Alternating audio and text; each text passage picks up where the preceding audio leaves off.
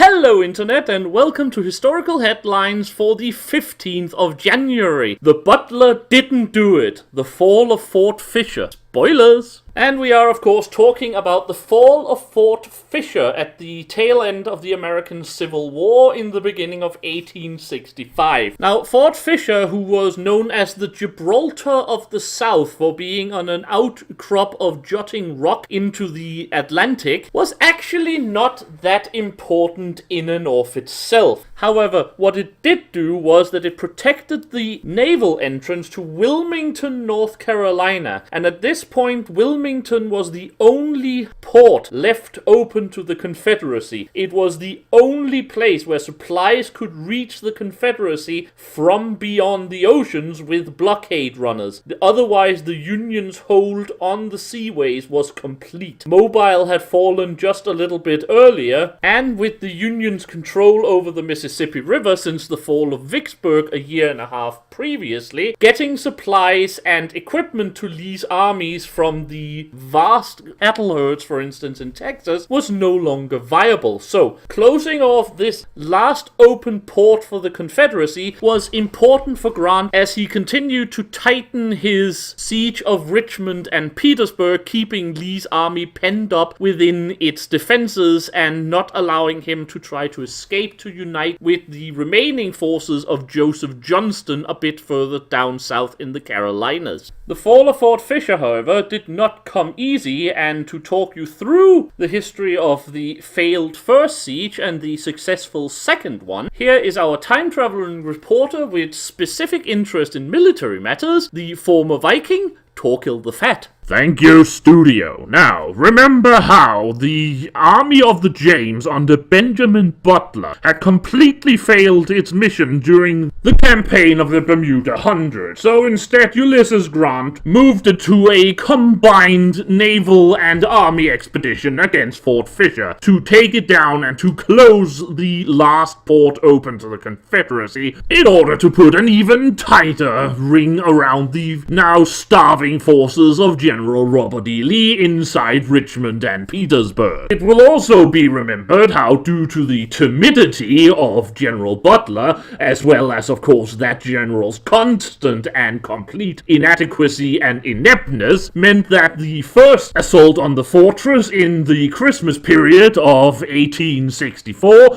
failed miserably. The Navy had sailed in and tried to explode a ship filled with gunpowder and blow a hole in the fortress walls, but even when that failed, they then sailed in their entire force and shelled the fortress for almost a day, lobbing 10,000 grenades straight into the fortress wall defenses. Now, at this point, one would have thought that the Union armies under a competent general would have just walked straight in and taken the fortress. Unfortunately, Butler was not exactly what you would call competent, and he decided that the fortress had not in fact suffered the kind of damage to its defenses he would have liked, and meekly retired after 4 days of desultory fighting. At this point, of course, Grant finally saw a chance and relieved this general of command. Something he had wished to do for quite a while, but this latest failure was just the last bit. Butler had been a great political general and a longtime ally of President Lincoln, so it had been difficult for Grant to remove him from command, but after this moment he finally threw Butler out of command and sent him back to Washington, where, of course, at this very moment, it seems General Butler is defending himself in a congressional hearing, stating that Fort Fisher is impregnable and will never be taken. However, Grant had not yet given up on the chance of taking Fort Fisher and eliminating Wilmington as an open port, so instead he sent a second general, Alfred Terry, giving him orders to be aggressive and to cooperate more fully with the Navy, something that Butler had failed to do. And in fact, in this second battle, the close coordination between Army and Navy would be the deciding factor.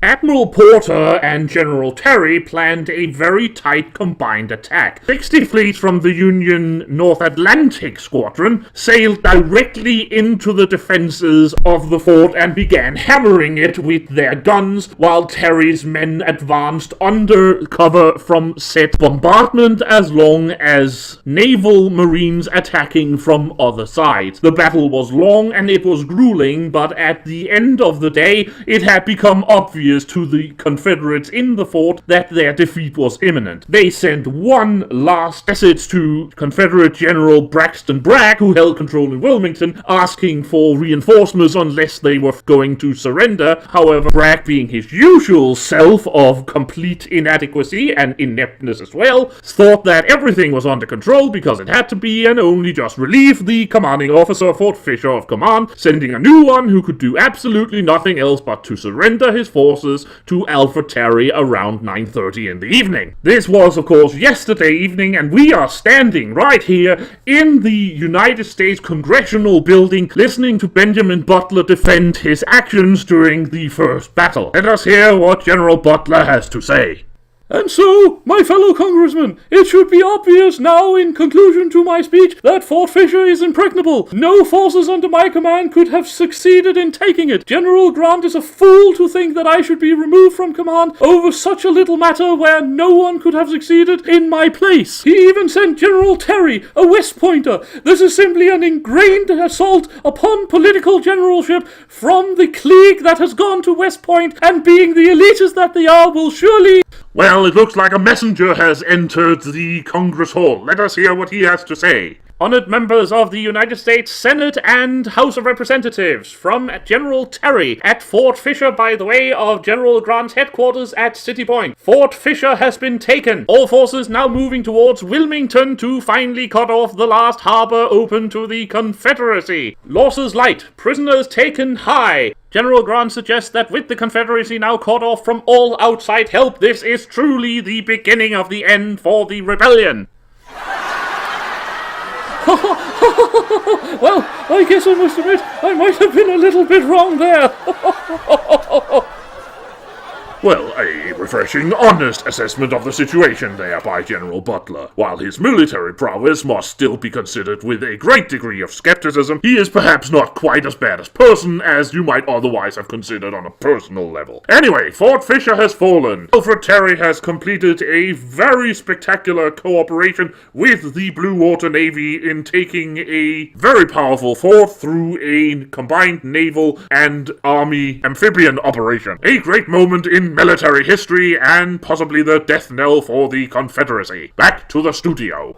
Well, thank you, Mr. the Fat. This is the point of the video where I would, under normal circumstances, give you a long explanation about the historical implications of whatever I had just been talking about, or parts of the story that I couldn't get to in the, shall we say, more humorous version in the middle. However, there isn't really anything for me to say at this point. I got through everything during the time-traveling Vikings explanation. With Fort Fisher fallen in a, as mentioned, rather spectacular and early coordination between the Army and Navy for an amphibious expedition, the Union forces moved up the river and in fact took Wilmington, closing down all attempts for the Confederacy of getting help from without. This was the final end. At this point, all Grant really had to do was to tighten the ring around Lee and wait for starvation to force him out, which was of course exactly what happened in the early days of April, which then led to the race to Appomattox and the ending of the war.